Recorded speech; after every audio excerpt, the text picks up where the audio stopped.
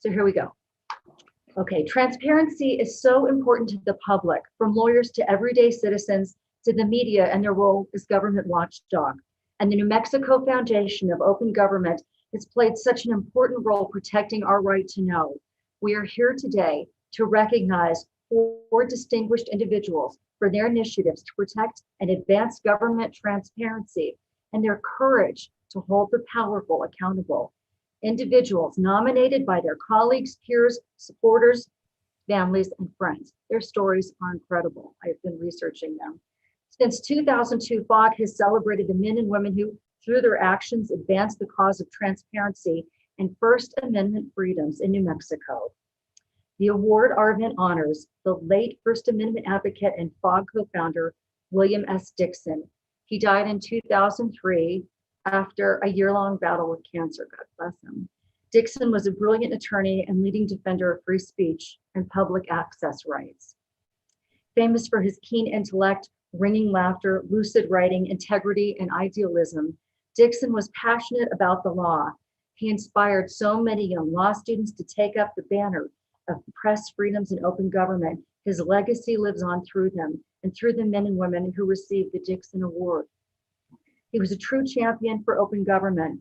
Bill Dickson's work still guides FOG's core mission to educate, advocate, litigate for the public's right to inspect public records and attend public meetings. And transparency is needed now more than ever. But before we get to that point, we're going to hear from our guest speaker, Marty Barron. I think you're going to love this guy. Super interesting. He has been called a hero, a legendary journalist, and the ultimate old school editor. Take that as a compliment, Marty. When he retired this year from 40-plus year career, a billionaire, Hollywood moguls, news media elite attended his retirement send-off. He has led several newsrooms to 17 Pulitzer Prizes, including 10 awards to the Post, 4 national reporting, 2 for explanatory reporting, and 1 each for investigative reporting, criticism, feature photography, and public service. For movie buffs and those looking for a connection to New Mexico, Barron was the Boston Globe's editor when the newspaper won the Pulitzer Prize for Public Service, awarded to the newspaper for its inquiry into a pattern of concealing clergy sex abuse in the local Catholic archdiocese, New England's most powerful institution. The movie Spotlight highlights this investigation, and Barron was famously played by actor Liev Schreiber. A Florida native, Barron began his journalism career in the Miami Herald in 1976. 3 years later, he moved to Los Angeles for the Times, working his way up from business reporter to business editor, and then editor of the newspaper's Orange County edition. He landed at the New York Times in 1996, soon becoming the associate managing editor responsible for nighttime news operations. Barron was named executive editor of the Miami Herald in 2000. Under his leadership as its top editor, the Herald won the Pulitzer Prize in 2001 for breaking news coverage for its reporting on the raid to recover Elian Gonzalez, a Cuban boy at the center of a fierce immigration and custody dispute. A lot of you will remember that. Barron was born and raised in Tampa, Florida. He graduated from Lehigh University in 1976 with both a BA in journalism and an MBA, having completed a 5-year program in just 4 years. And like Bob Johnson, one of FOG's founders, his career in journalism has been recognized with numerous honors and awards, and he is the recipient of several honorary degrees. The FOG keynote speaker recently retired and is writing a book. I'm going to say retired like this because we've been talking to him about how busy he's been. I'm sure most of us cannot wait to read that book, and you guys are going to hear from him right now. I want to introduce you to Marty Barron. Marty? Great, thank you. Thanks for having me. We have some questions, I think, from the FOG board. And this is a part. These are questions the board members have asked me to ask you. During your career as editor, how important was the ability to access public records and when it comes to winning Pulitzers? Well, I think it was hugely important. The Catholic Church investigation was not public records, those were private records, so that was different. But in many other instances, the Boston Globe was going after public records. And those were records such as for the purpose of an investigation of the probation department, patronage and corruption within the probation department, looking at pensions, looking at exorbitant severance payments that were paid in order to settle a variety of lawsuits. All of that were things that we actually had to go to court to obtain. Most recently at the Washington Post, you may have heard of something called the Afghanistan Papers. It's now come out as a book. It was a project undertaken by reporter Craig Whitlock. Those were interviews given by all of the key people, both military and civilian, who were in Afghanistan in charge of the effort there. And we went to court to obtain those documents, actually several times going to court after having filed multiple FOIA requests and having been denied the bulk of the information that we were seeking. Fortunately, we obtained those documents in court, and what they revealed was that the kind of information or the kind of statements that were being made to the American public were not representative of what those individuals were actually seeing on the ground. They were not giving the American public the real story.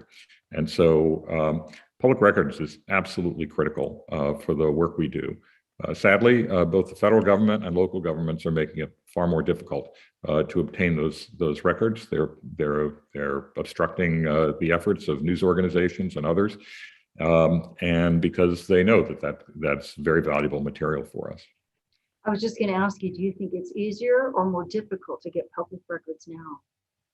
I think it's become more difficult. I think that governments, particularly local governments, recognize that a lot of news organizations are struggling financially and are very careful about undertaking major expenses, going to court, things like that. So they're just putting up blockades merely to make life difficult for news organizations, to cost them money, to force them to engage in perhaps years-long efforts to delay the disclosure of documents that are in government files and government archives. So I think it's become much more difficult.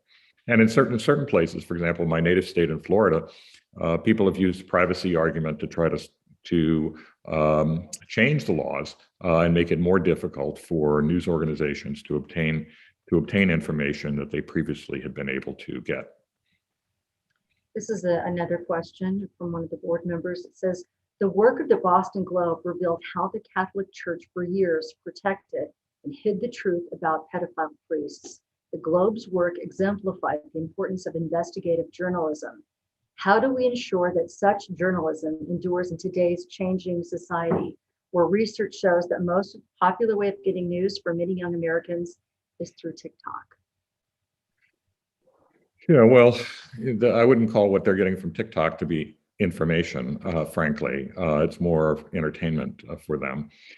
I think what we're discovering is that the public really wants this kind of work. I think after Spotlight came out, it reminded a lot of editors and owners and publishers of the essential nature of investigative reporting. Reminded them that this is absolutely at the core of our mission. And what I think we saw since then is that a lot of news organizations started to reinvest in investigative reporting in a way that they had not been doing up till that point. They had, in fact, up till that point, been disinvesting in investigative reporting on the grounds that perhaps it wasn't generating enough digital traffic, or it was enormously expensive, it has uncertain results. But that changed really after the movie came out. And that's been enormously gratifying. And I think what we recognize now is that, particularly for news organizations that have digital subscriptions, is that one of the primary reasons that people are subscribing is because they want that kind of watchdog work. They want accountability journalism. They want their government held to account. They want powerful individuals and powerful interests held to account. And so I think that's changed the equation. And I think that is demonstrated that there is, in fact, an economic model for investigative journalism, and that the public will feel that we have failed them if we do not engage in that kind of journalism. Thank you. Next question. The First Amendment protects individuals from government censorship. But social media platforms such as Facebook and Twitter, which have an even greater reach, are private entities and have established their own set of rules, what can and can't be said. Are you concerned that social media platforms are actually becoming a threat to the First Amendment and free speech? Uh, well, I think there are a lot of issues surrounding social media. I think that what's happened, I mean, there's a big debate as to whether these social media outlets should actually be prohibiting certain kinds of speech. And there's also an argument that they're allowing so much speech that can be hateful and spread disinformation and misinformation and crackpot conspiracy theories. So there's a segment of society that's saying there's too much free speech on these networks. And there's a segment of society saying they need to do more to that they're being too restrictive in terms of what appears. So I think there's quite a debate there. I think there's a reckoning right now for social media companies. We've seen that because of the testimony that's occurred this year in Congress, this week in Congress, and these are platforms that have been willing to take the revenue, but not to assume their responsibility. It's very difficult for them. They are operating in every country in the world. There are millions upon millions of posts, essentially every hour in every language. And that is really difficult to monitor. So I think the attention is rightfully on the algorithms that are used that allow certain posts to be amplified and to be spread to others. We know very little about those algorithms. I think we need to know a lot more, and we need to make sure that there are rules in place that do not allow misinformation, disinformation, bizarre conspiracy theories to spread.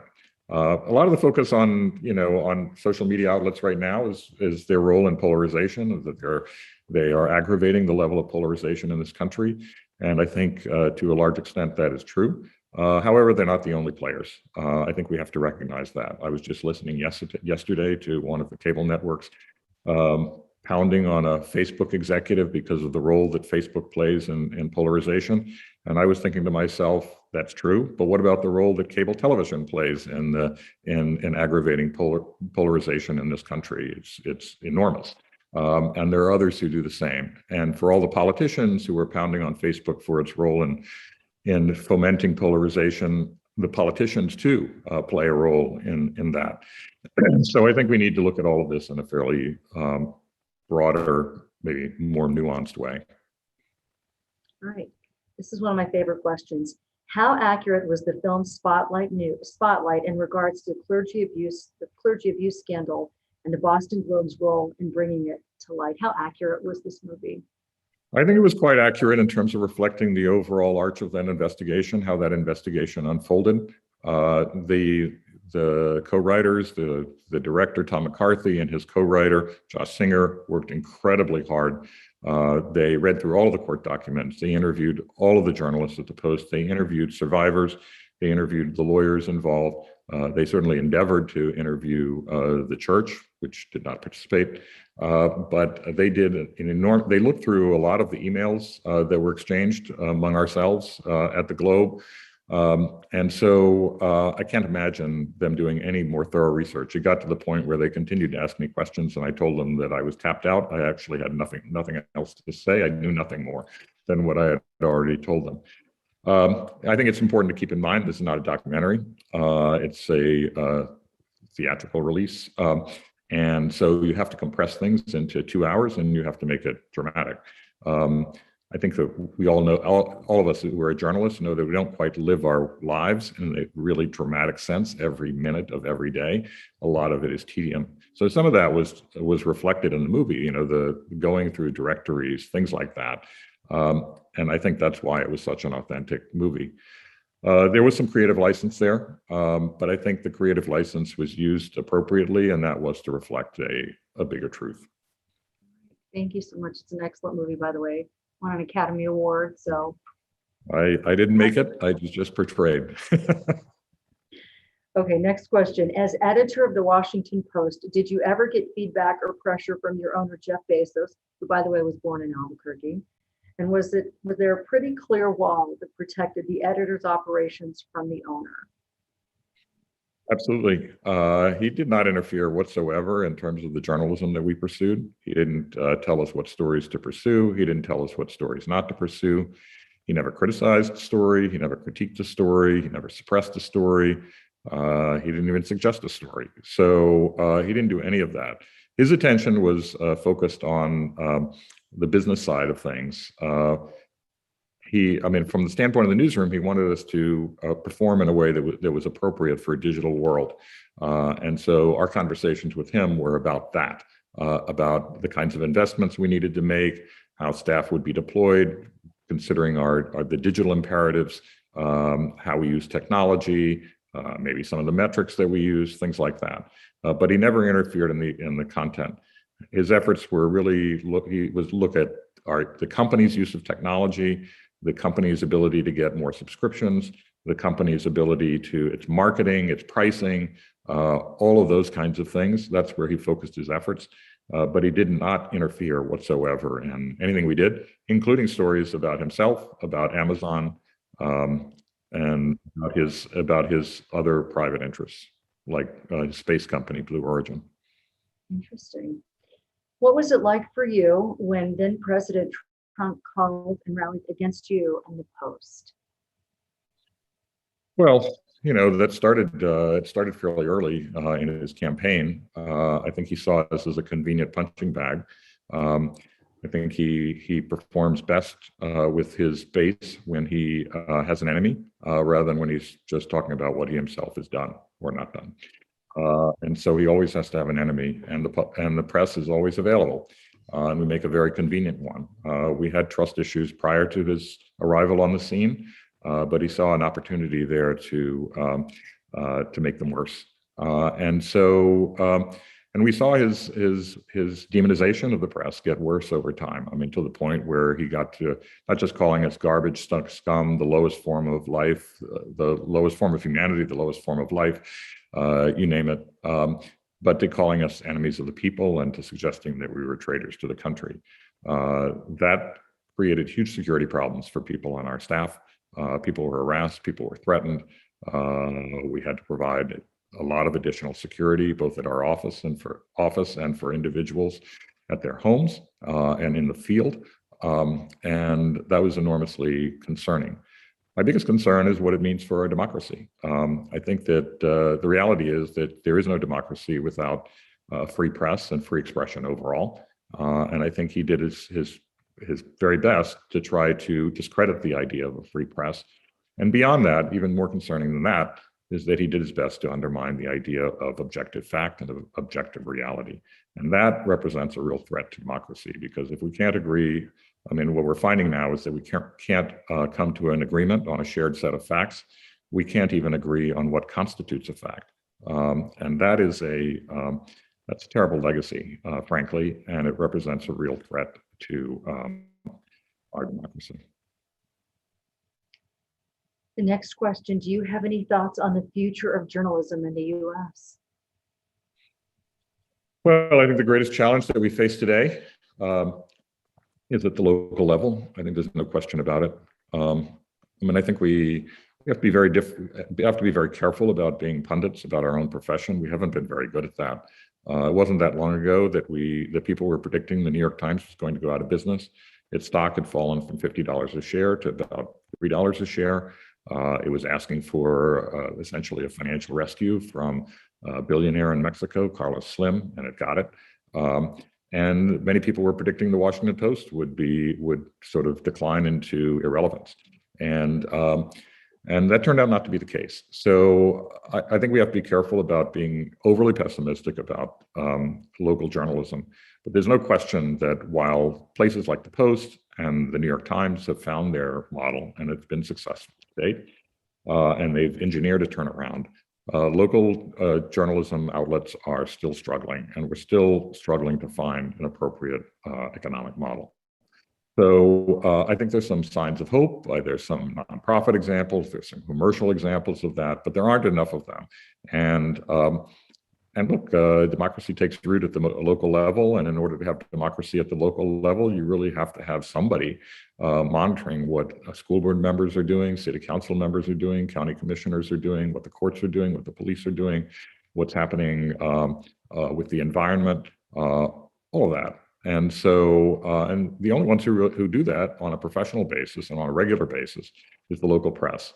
So I am very concerned about the pressures that the local press is under, particularly acquisition by hedge funds, which are really treating them as treating them as cash cows to the extent that they can get cash out of them for the next 10 years or whatever, and not investing in their future. So I am very concerned about that, and I think we have a lot more work to do.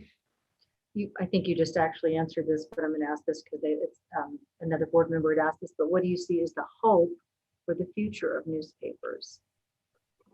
Well, I think there are a couple of things that need to be done. I certainly think that, and news organizations like traditional newspapers are moving in this direction.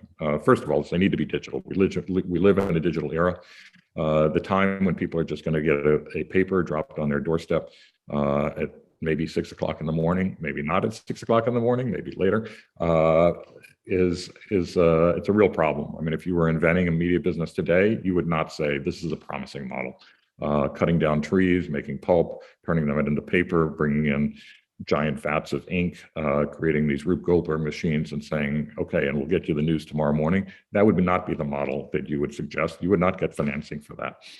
So it is a digital era, and we need to figure that out. So a lot of sort of how local news organizations need to learn how to better use technology, both for the journalism as well as for their business purposes, like finding subscribers, what the appropriate introductory rates should be, what the long-term subscription rates should be.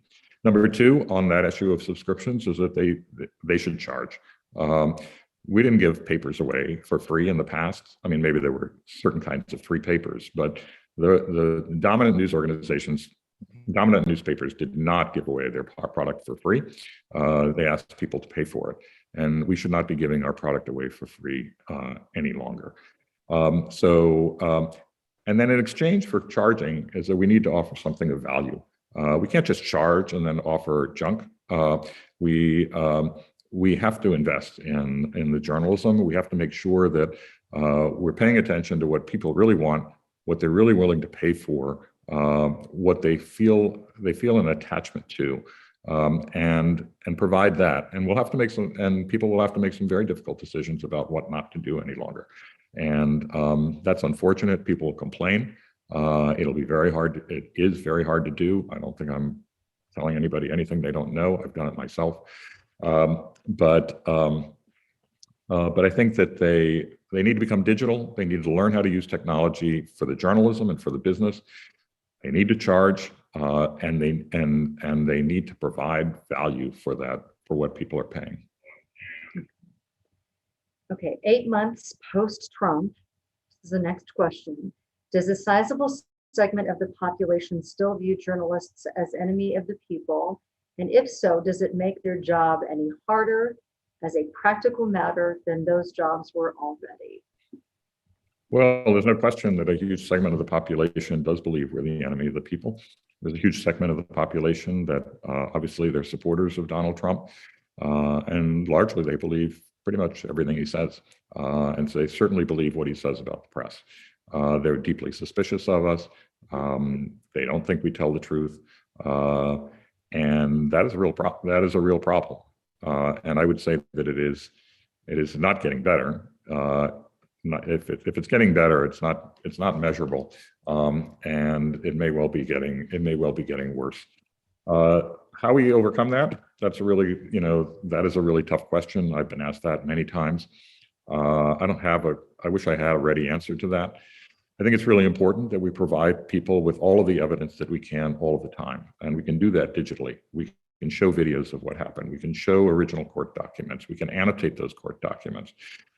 We can provide audio of what we're hearing. So there's a lot of sort of primary evidence that we can provide that wasn't possible when we were printing on physical paper. So I think we need to take advantage of that and show people that we are in fact telling them the truth. They can read it for themselves. They can see it for themselves. They can hear it for themselves. By the way, that's not a guarantee, unfortunately. If you look back at January 6th and the attack on the Capitol, and actually an attack on democracy itself, we have video of what occurred there. And yet you have the former president still talking about how those individuals on the steps of the Capitol were hugging and kissing the police. Well, the video shows that they were beating up on the police and hitting them with bear spray and hitting them with poles and threatening the lives of members of Congress. So that is not hugging and kissing. So it's remarkable. And also the people who were arrested, they were Trump supporters.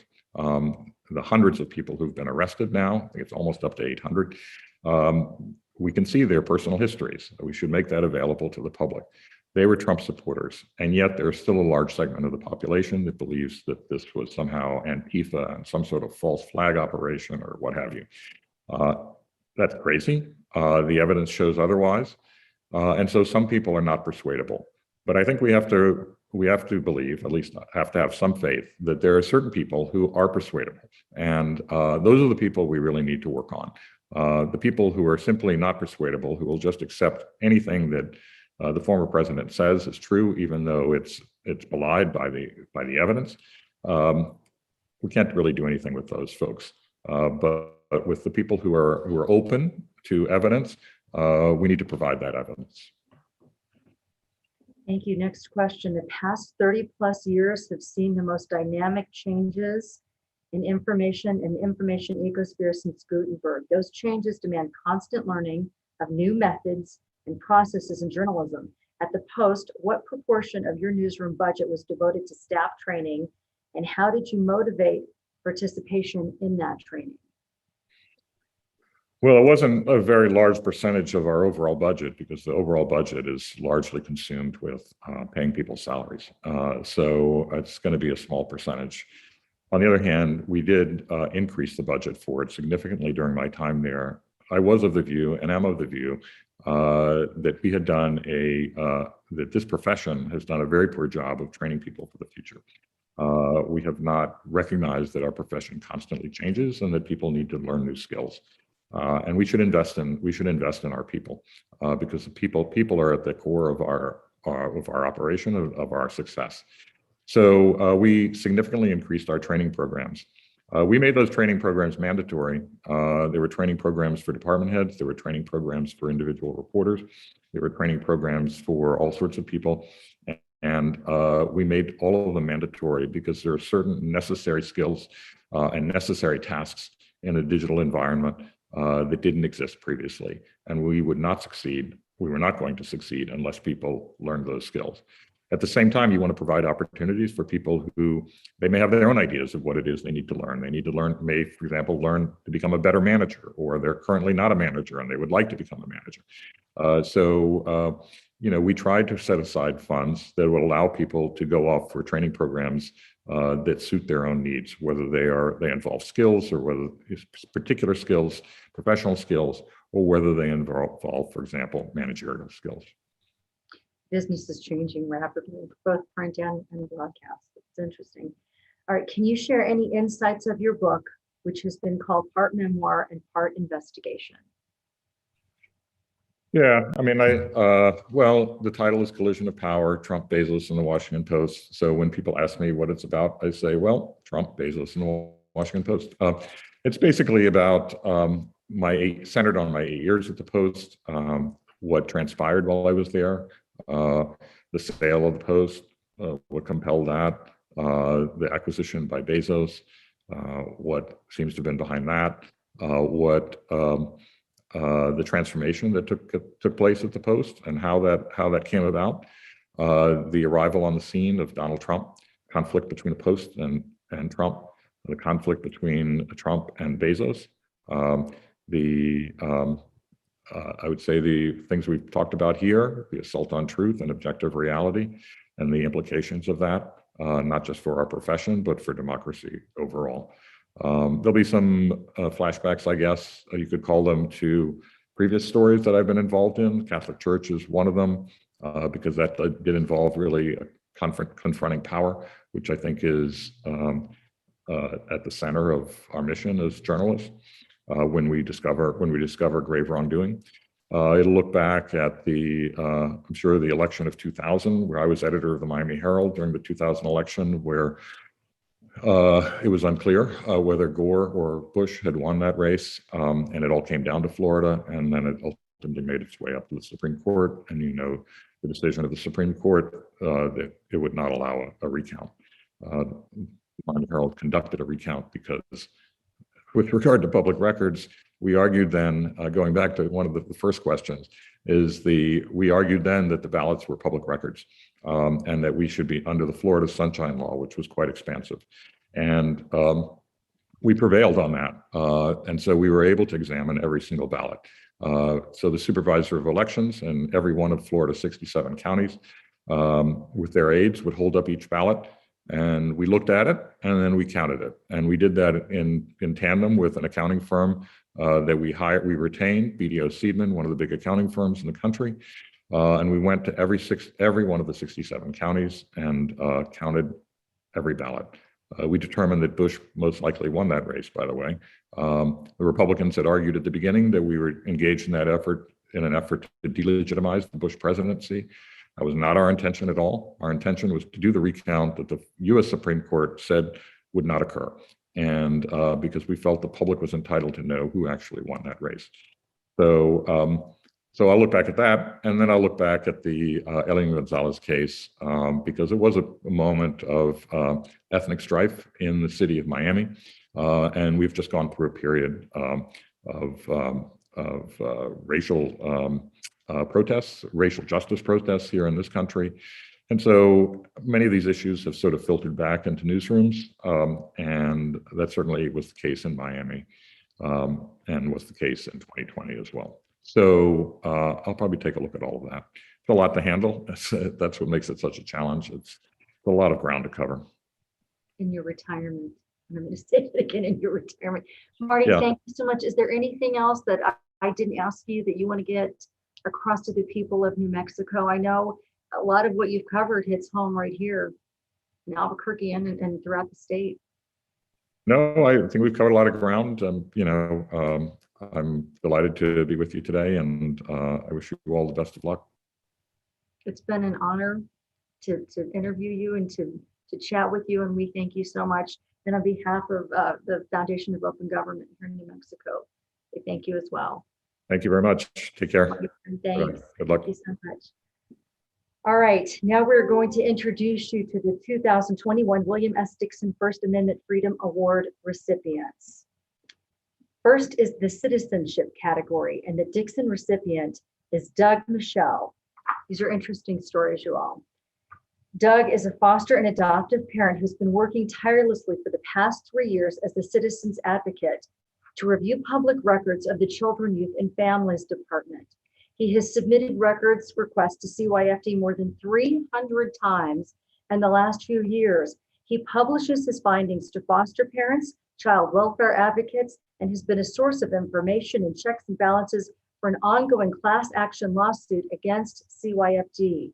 He reviews each finding with a fine-tooth comb and has found many discrepancies. In fact, he is the only reason youth foster care and their attorneys have access to the newly established youth grievance policy. He worked diligently with legislators to ensure that all task forces under legislative guise are subject to the Open Meetings Act. He has also been a fervent advocate and protector of both IFRA and OMA. Also, he was the first to identify something that was wrong with the Binti contract and how it went to bid. He found this discrepancy through multiple IFRAs, and as he reviews each one, he found them. He spent well over a year reviewing all records related to get this, a $44 million single source contract from CYFD, and helped craft a complaint to the AG to review the concerns. Doug Michelle talked about receiving the award and his work to promote transparency.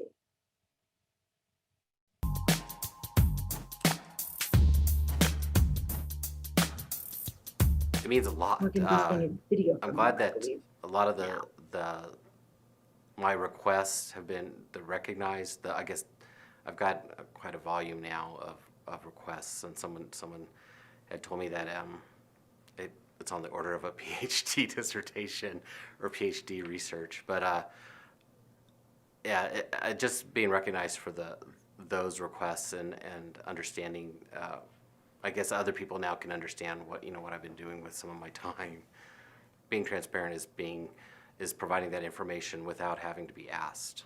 open up government, and then the end result, I think, probably should have said this early on, was affecting change, right? So through the Records Act request, you bring light to various topics, and as a result, we've been the impetus for some change that has gone on.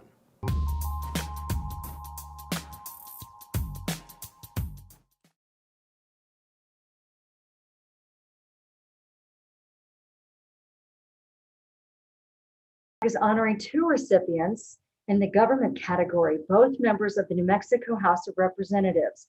First is Representative Matthew Mcqueen. Representative Mcqueen has been a tireless champion for bringing transparency to New Mexico's capital outlay system. For the past 44 years, lawmakers have appropriated funds to specific infrastructure or capital outlay projects without having to disclose which projects they're sponsoring. I'm pretty excited about it. This opaque system has made it impossible for members of the public to hold lawmakers accountable for how they're choosing to spend public funds. For the past half dozen years, Representative Mcqueen worked steadily to reform that system so that New Mexicans can see how their elected representatives are choosing to allocate public dollars. Representative Mcqueen's first bill to disclose the sponsors of every capital outlay appropriation, it passed the House, but failed in its first Senate committee. 2 years later, this bill made it to the Senate floor before failing on a 21-22 vote following a contentious debate. Thanks to his dedicated efforts, for the first time in 44 years, all New Mexicans are able to hold their senators and representatives accountable for how they allocate funds to the state's infrastructure budget. Representative Mcqueen shared his thoughts about receiving the Dixon Award and his work at the state roundhouse.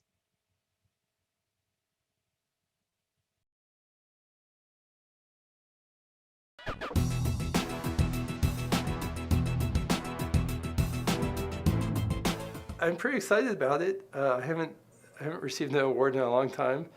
I do think the reason I'm getting the award is the term that comes to mind is a no-brainer. My third or fourth try, again, working on the bill.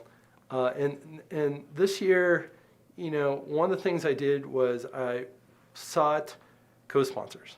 So I had bipartisan co-sponsors in both the House and the Senate. And I think that helped. I mean, we're doing the people's work. And if you can't do the people's work in front of the people, why is that? What is it that you don't want people to know about what you're doing when you're in politics? So, I think if we're doing the people's work, the people should know about it. I'd like to thank my co-sponsors. So I had a team of co-sponsors. I had Bill Tallman, Senator Tallman, Representative Pardo, who you're also honoring, I think, for even more work, and Senator Neville. So we had, House and Senate, both sides of the aisle, and that was great. And also, I want to thank Sandra Rue, because he and I worked on this together for years.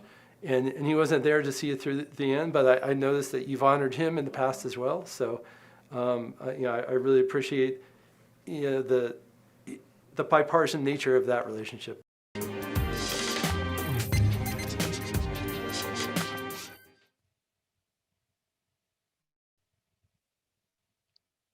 All right, you all. The second Dickson recipient of the government category is Representative Kelly Pardo. Representative Pardo has been a tireless champion for transparency. In 2021, she was co-sponsor of House Bill 55, but her efforts to expand government accountability included efforts during the 2019 legislative session when she worked with a bipartisan group of lawmakers to pass House Memorial 10, which requested the Secretary of the CYFD to convene a task force to discuss and make recommendations to the child welfare system. When the department adopted a process dominated by secret meetings and unwanted public involvement, she wrote to the Attorney General, Hector Valdez, asking for clarification as to whether the task force was subject to the Open Meetings Act. Upon receipt of the AG's negative ruling, Representative Pardo introduced House Bill 356, a legislative task force's Open Meetings Act. It required that the House or Senate created task forces comply with the Open Meetings Act. Since it was a short 30-day session and the bill did not receive a message from the governor, the bill was ruled not germane. Again, undeterred, she pivoted and began amending any joint memorial, a memorial that requested a convening or creation of a task force.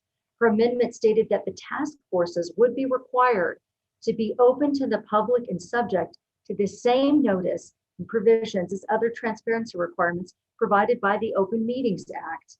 Now, during the 2021 legislative session, she once again introduced House Bill 158, legislatively created task force open meetings. It received passages from 2 House committees only to stall in the Senate. Representative Pardo talked about why open government is so important and why receiving the Dixon Award means so much to her. Here's her story.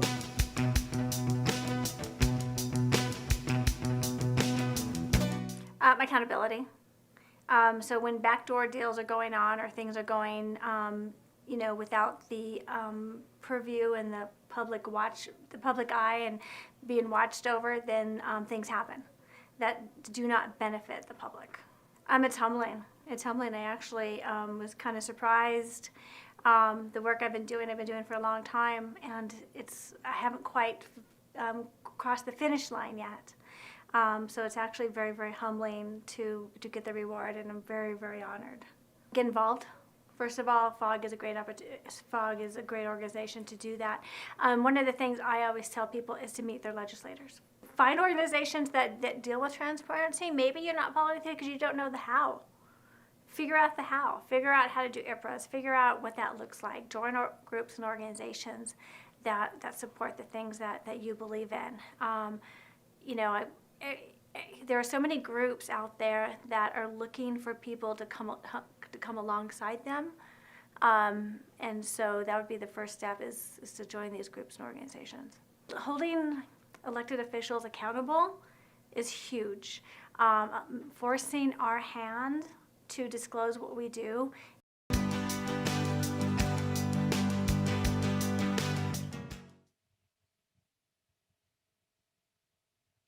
And now in the media category, Ed Williams is the Dixon Award recipient. This is an interesting story. His investigative work is extensive and often incorporates public documents, including an effort this spring when Williams reported that CYFD was using Signal. It's an encrypted messaging app to communicate critical state business. Writing for Searchlight New Mexico, he revealed that all communications with CYFD, the secretive texting app, that were being routinely deleted every 24 hours.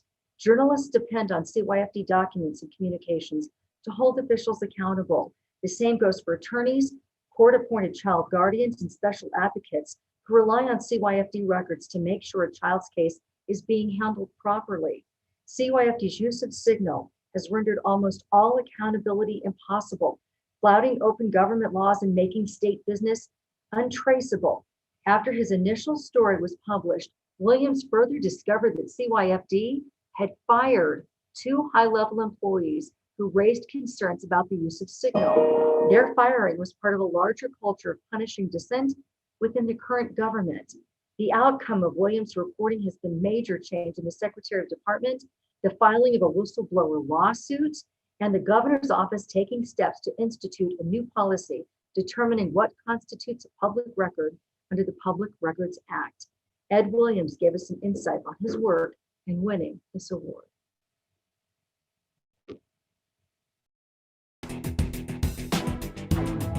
Why is open government so important? I'm having trouble thinking of a reason why it's not important. I mean, yeah, the Inspection of Public Records Act is absolutely critical to journalists. We couldn't do our jobs without it.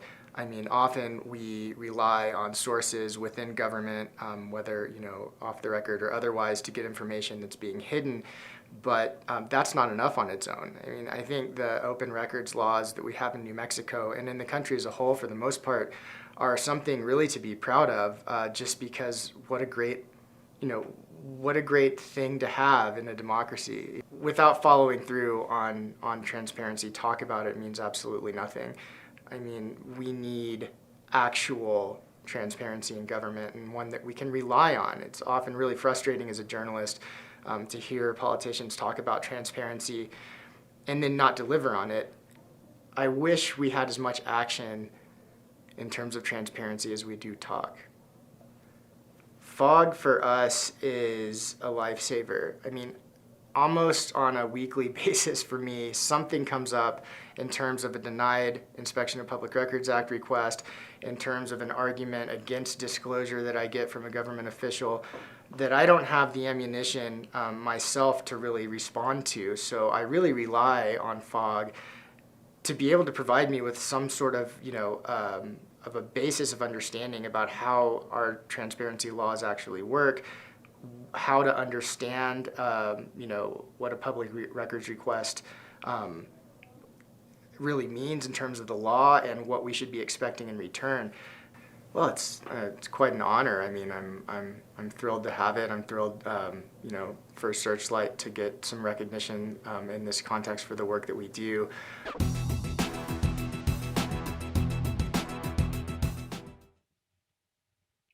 What an amazing group of people who are fighting for accountability and transparency, and you all well deserved there for these awards. Now I'd like to turn it back to Fog President Susan Bowe.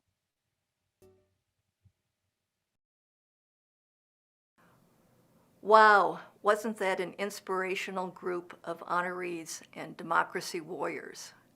You can be a democracy warrior too, if you will participate in a new project that Fog started at the beginning of this year. As you know, our democracy is considered vulnerable right now. And one of the touchstones of democracy is transparency, which is exactly the work that Fog does. How many elected or appointed officials need to be indicted or other public scandals occur before we start holding our officials accountable to the people they serve?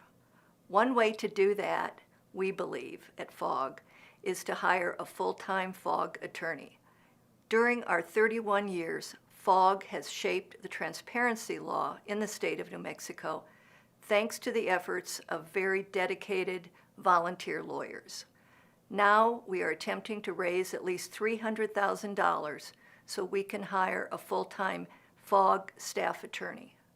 The $300,000 will pay for the attorney's salary for 2 to 2.5 years while establishing a reserve fund. After that, we believe that the attorney will be self-supporting and we will not need to reach out to you to ask for a contribution. So this is a one-time opportunity. Fog, as well as other important and democracy-supporting organizations, have been underfunded for years. So please make your donation today by a check sent to our office, or you can also go online. Finally, thank you for listening to the program today. A big thanks to Marty Barron, who is appearing live from Massachusetts. A big thanks to our executive director, who every day is doing important and wonderful work, Melanie Majors. Thank you to board member Henry Lopez, who made this online presentation possible. And in the meantime, promote transparency by keeping your windows open and letting the sunshine in. Thank you.